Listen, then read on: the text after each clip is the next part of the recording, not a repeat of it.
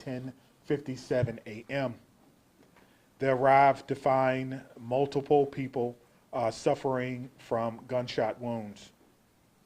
3 people, including the shooter, are dead. The shooter has now been identified as 15-year-old Natalie Rupnow, who went by the name Samantha. She was a student at the school, and evidence suggests she died from a self-inflicted gunshot wound. The official cause of death will be released by the Dane County Medical Examiner pending the conclusion of their examination. She was pronounced deceased while in transport to a local hospital. A teacher and a teenage student were pronounced dead at the scene at that school. 6 other students and a teacher were injured and taken to area hospitals. 2 students remain in critical condition and have life-threatening injuries. A teacher and 3 students were treated for non-life-threatening injuries. 2 of these have been released and discharged from the hospital. The other 2 survivors are considered to be in stable condition. At this time, we believe there was only one shooter involved. We are still working to determine a motive. Detectives have talked to her family members this evening, as well as conduct a search of the shooter's home here in Madison. The shooting happened inside a classroom in a study hall of students from mixed grades. A document about this shooting is circulating this time on social media, but we have not verified its authenticity.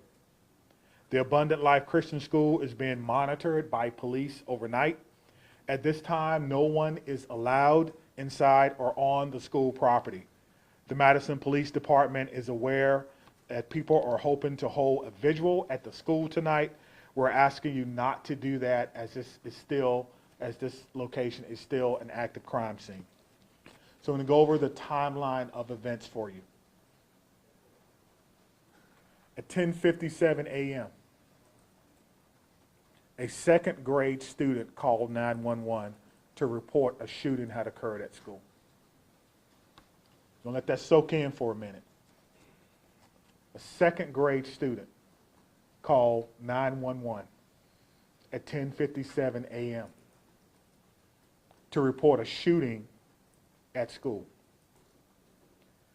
Officers were dispatched to the school at 10:57.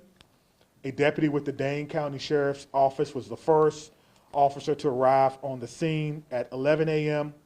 24 seconds later, the first Madison police officer arrived on the scene at 11:01 and immediately entered the school. Officers bravely entered the building as soon as they arrived, not knowing what they were going to encounter. At 11:05, officers inside the school alerted people that the shooter was down and that a gun had been recovered.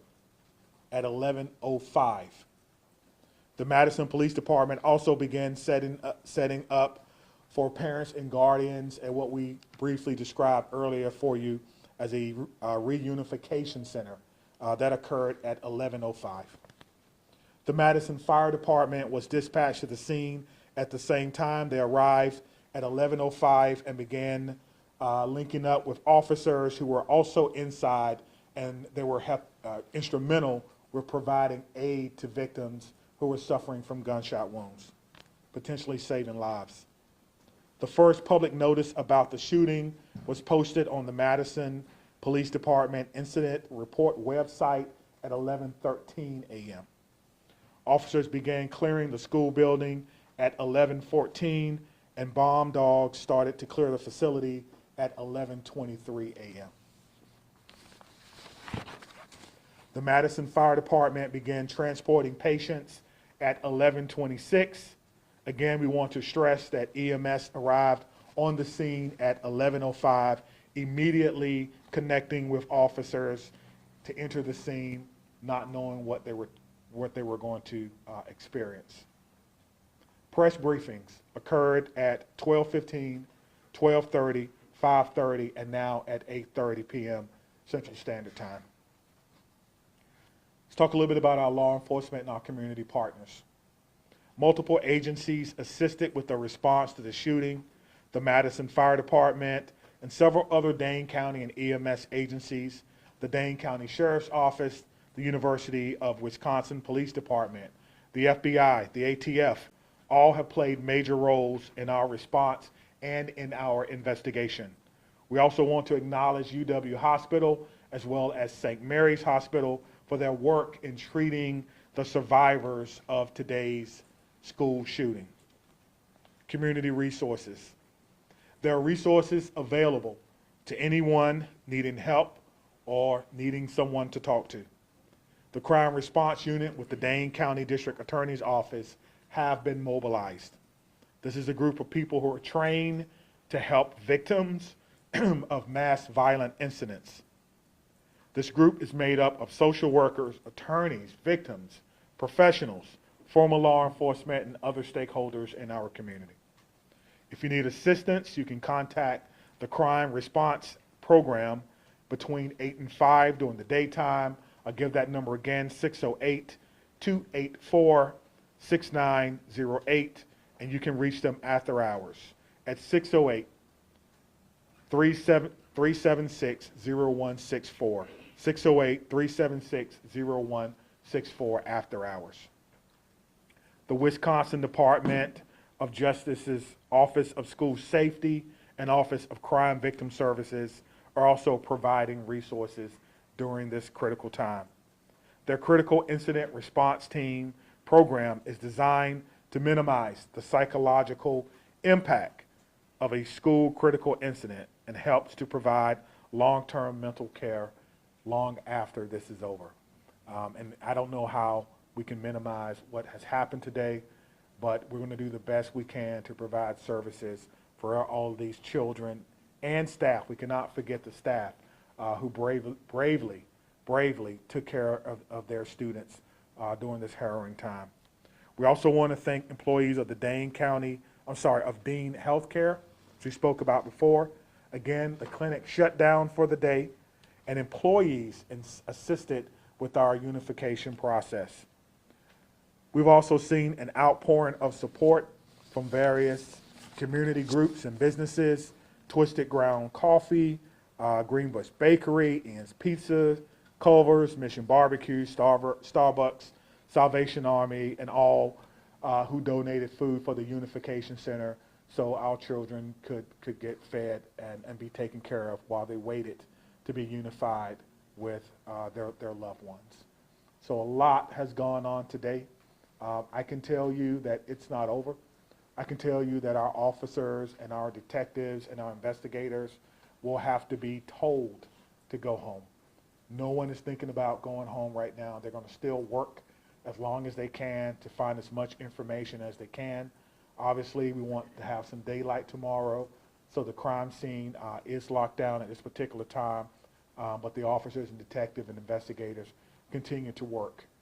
This has been a rough day for our city. This has been a sad day. This is going to be a day that will be etched in the collective minds and memories of all those from Madison. It's been a long day for you as well. Thank you for covering it, trying to get the information out to the public as early and as often as we can.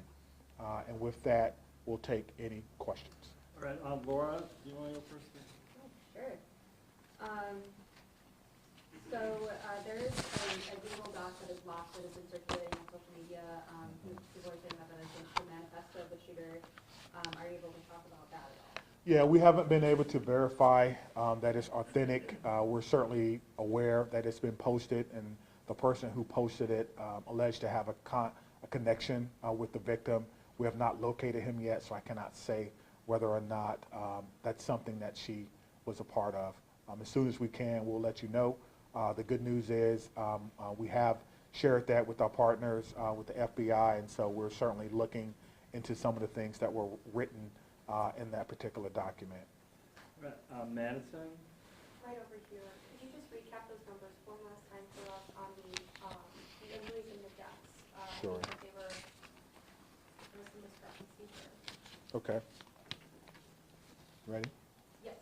All right, 3 people, including the shooter, are dead. Identified the shooter for you. A teacher and a teenage student were pronounced dead at the scene. 6 other students and a teacher were injured and taken to area hospitals. 2 students remain in critical condition and have life-threatening injuries. A teacher and 3 students were treated for non-life-threatening injuries, and 2 of those have been released or discharged from the area hospital. I'm just going to jump in. It's 2 students in critical condition, and then 4, including a teacher, and 3 students with those non-life-threatening injuries. Thanks. Lucas from the State Journal. How did this 15-year-old get a hold of this gun? Do you know at this point, was it given to them? It's a good question. How does any 15-year-old get a hold of a gun, or anyone for that matter? You know, you get into the philosophical question about guns and gun safety, something that we all should be talking to our loved ones about. That's something that will be a part of this investigation. We are certainly speaking and talking with the parents who are cooperating to determine if they were gun owners and if they had guns. But at this time, again, we're still talking with them. It's been a long conversation. We appreciate them cooperating with the investigation. Okay, Mandy from WISC. Is there anything else you can tell us about communication with the parents or the family? No, just that they are cooperating with us right now. We're currently speaking with the father at one of our facilities, trying to determine what he may knew or may not have known about what happened today. But again, you know, he lost someone as well. And so we're not going to rush the information. We'll take our time and make sure that we do our due diligence in doing that. Just the father you're speaking with? That's correct. Can you spell the name, Chief, of the shooting? Sure, absolutely. Thank you. Ready? Natalie, Natalie, Rupnow, Rupnow, but went by Samantha, common spelling. Scott from AP. Went by Samantha, common spelling. Chief, you said the shooting was in the study hall. Was it all self-contained within that room, including the shooter? Was the shooter in that study hall? Again, I have not been to the crime scene. I was told that it occurred in study hall or during study hall. So there's different students, obviously you can imagine, from different grades that were in there.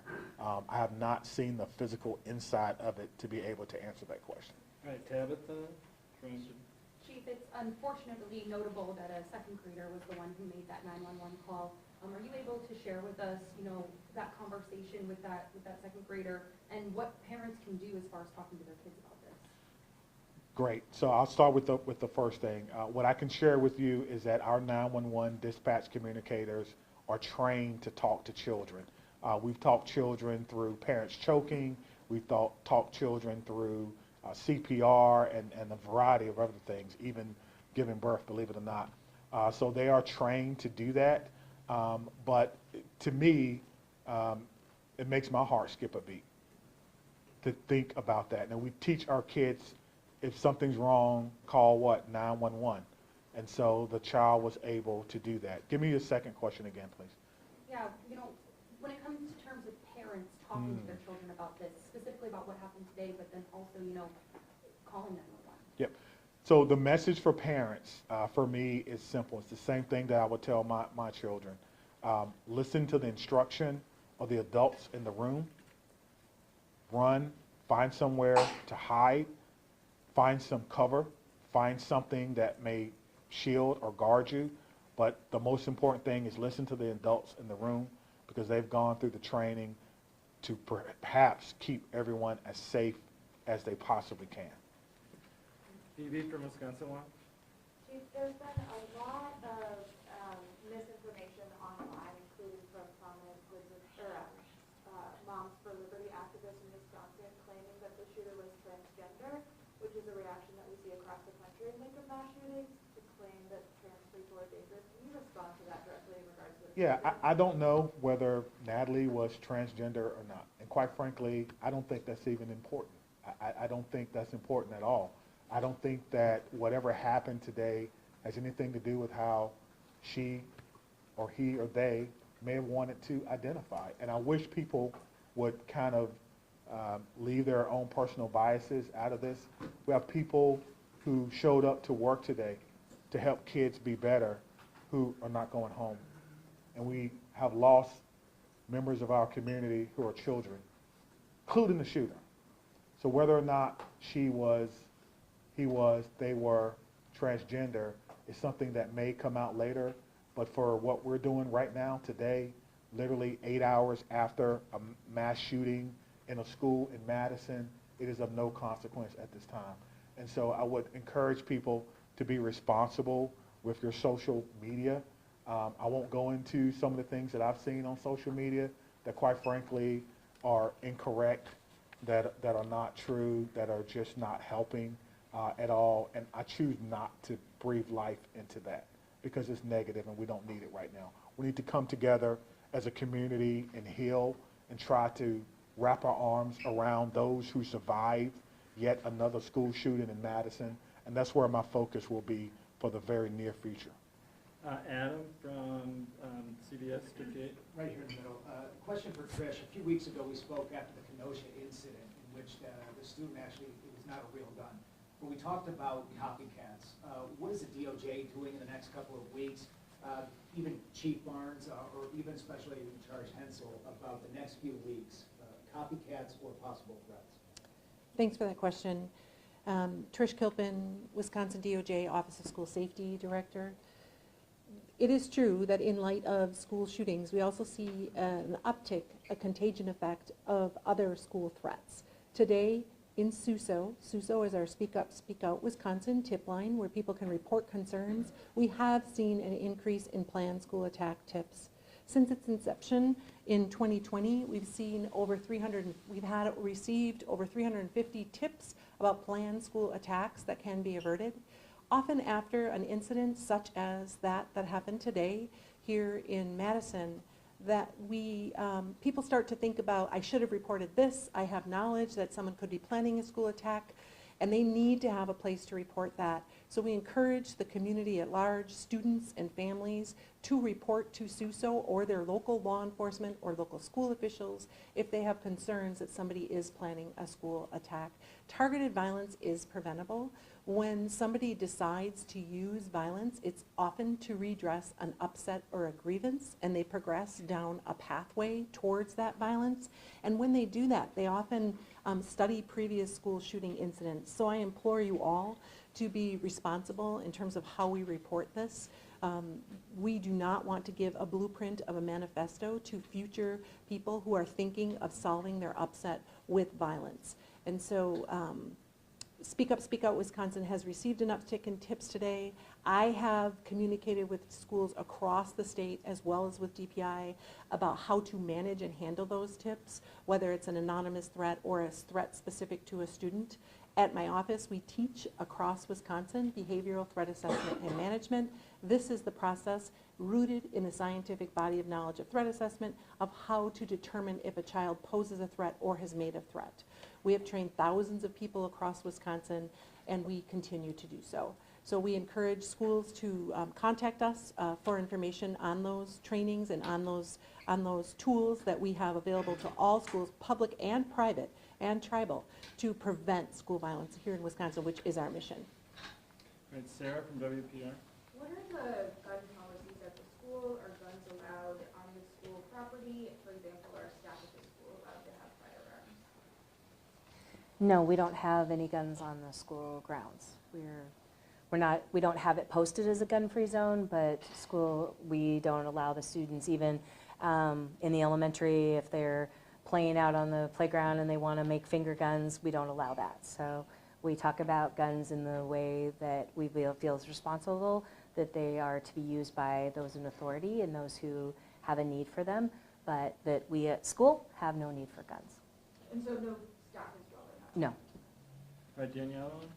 I think you guys stay up there maybe, but do you have a question? Yeah, I do. So, I guess this one is for Chief Barnes. Okay. So was the second grader in the classroom where the study hall was occurring when she made the call, or was she in a different classroom? I think it was in a different classroom, but obviously the sound of a firearm is usually unmistakable. And then again, we heard how The teachers reacted, lockdown, lockdown. The students know what that means, some level of preparation, and then of course a call from the student, 911, of an active shooter. Just want to speak to something that was said in the back about copycats. I can't remember who asked that question. So anyone who makes a call or threat to a school, we will investigate that. And if you're found to be the person to make that call, you will be arrested. You will be arrested. All right, Ken from WKBT.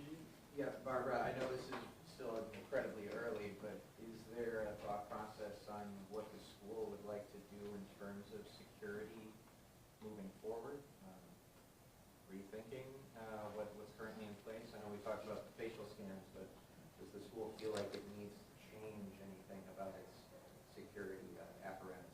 So we're not the experts in security. We work with the experts in security, and so obviously as we go through this process and review it, we'll talk with those who have better knowledge than we do. We have done everything that we could within our ability to secure the school and to provide a safe environment, learning environment, as well as working environment for our staff and our students. But as we review things, that would be something that we continue to do with our Madison Police Liaison and then the Office of School Safety. So I can't speak to that now just because it's so close, but obviously that is something that we will continue to look at. We want our students to feel safe and our faculty to feel safe and guests to feel safe when they're at Abundant Life. Jenna? Let me just speak to that again. We stated this earlier, there'll be an after-action report where our police department, fire department, all those who were involved will sit down and we'll go through this event. And so the after-action report is not to find fault. It's not to find liability. It's to find areas for improvement for everyone. If there is a recommendation to be made, we will make that recommendation. But this does not a recommendation to be made. We won't do that. But we will look to see what we can do as a form of continuous improvement. I think that's very important. Can you talk about the gun that was used? I can't. I haven't seen it.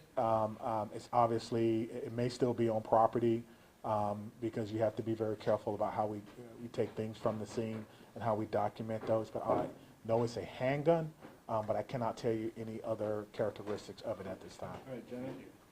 Chief, was Natalie on your radar at all, on NPD's radar, and have you ever had any sort of interaction with her previous to today? I don't know if we've ever had any interaction with her to today. That's something that our intelligence analysts will be looking at and going through. Again, we've recently made the positive ID, and so that will be part of the investigation. To my knowledge, I'm not aware that we have had any issues with her. I think if there were, we certainly would have had some type of intervention, but I'm not aware of that. But again, that's part of the investigation. We have a criminal intelligence section, and part of their job is to try to do background on people and where they are. And in addition to that, we also have some resources from the FBI, just in case people live other places, right? Not just in Madison. And so we're trying to put it together. I think that's what you're trying to get at. What do we know about this person? All right, we'll get back to you, but Okay. one of you from ABC? All right. Is there any additional information that you can give to us on Natalie? What her academic record, disciplinary record, if any? Was she integrated into school? Did she have friends? Is there any color you can share with us on, if there were signs of bullying or anything like that? Yeah, so obviously that may be a question from the school, but I don't think they can answer that right now. She is a child, and so you're asking about, some personal and private things about them, but I don't think they would be at liberty to share at this time. But certainly if she has friends, people will say what they think about her, but just be careful with that information and sharing that. Again, she's still a child, and so some of those information we will not be able to share with you. Okay, Whitney from CNN. We've covered, several cases recently where parents are eventually charged. Are you questioning the parents with the, in mind that there might be potential charges for the parents? No, the parents are fully cooperating. We have no reason to believe that they have committed a crime at this time. Mills? As far as the suspect goes, do you know if she planned the the attack? And then also too, do you know if she lived with both of her parents or one? Yeah, again, that goes to motivation, which we are not fully aware of at this particular time, and whether or not she lived, who she lives with, that kind of speaks to some of her personal attributes, which I'm not going to discuss at this So time. do you believe she planned this I attack? do not know. I do not know. All right, Ashley from WI. Right. Right there. Hi. Can you tell us how, what may have been recovered in the search of the shooter's home, and also what grade was she in? I'm not sure what grade she was in, but they're still searching, and so they're still going through evidence in the home, and so we do not have a complete list of the things that were collected from the home. Again, that was done with the consent of the parents. Earlier, we talked about a search warrant. We did not have to execute that search warrant because we had the full cooperation of the parents. Were there any weapons? Again, that would speak to what was collected, and I don't not know what was collected because I believe they're still working to go through that home. All right, Blake. Chief, back here, can you confirm at this point in the investigation if the home on Delaware Boulevard is the suspected shooter's home? Yes.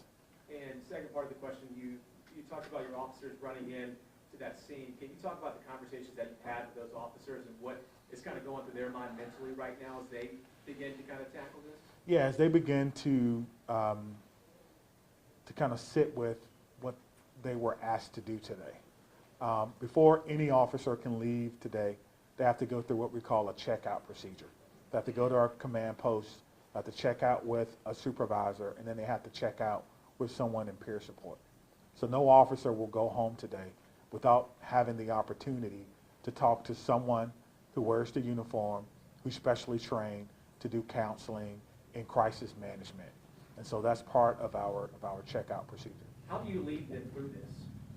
You know, we do that through compassion, through leadership, through training, through togetherness, through the support of the community, through understanding that this is a job that is very noble, that is meaningful work, and that my job, our job as leaders is to make sure that our work is safe and meaningful. It's safe because we have training and tactics that we employ.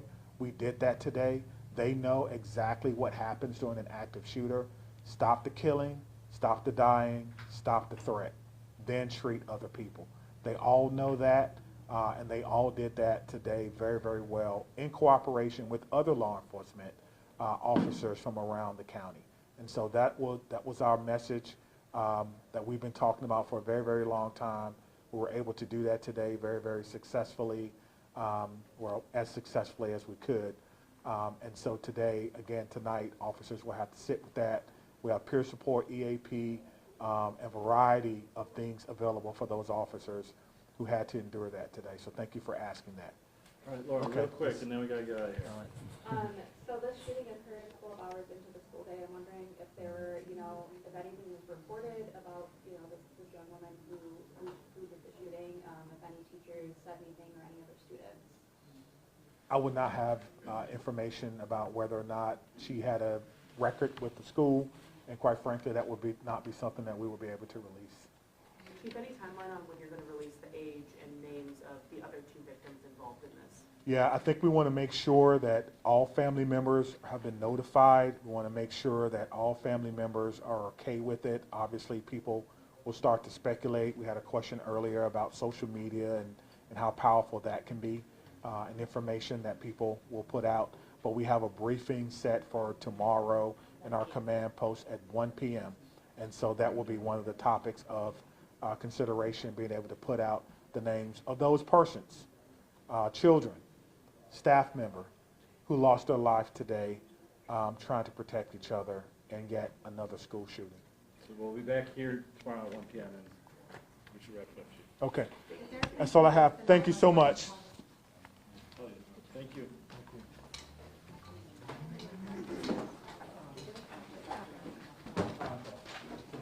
Hi. Yeah. Can I get on your email list for media? It's just my last name at nytimes.com. Absolutely. I'll send it to Stephanie too. Okay. And I will say, I'm not updating the MPD incident report list or the media list this week. All updates will come through our incident report website. So we can talk long-term to get you added specifically for this, but right now Is it it's like just, a long process to add me to the it's list? just, it's not a long process, it's just that list is changing every day, and I'm not gonna take the time to do that when we have our incident report website and our social media pages that we can get that out to. Okay. I'd rather get an email. Yeah, well, It's 1 PM and not noon. it's 1 PM here. Okay, thank you. Yep.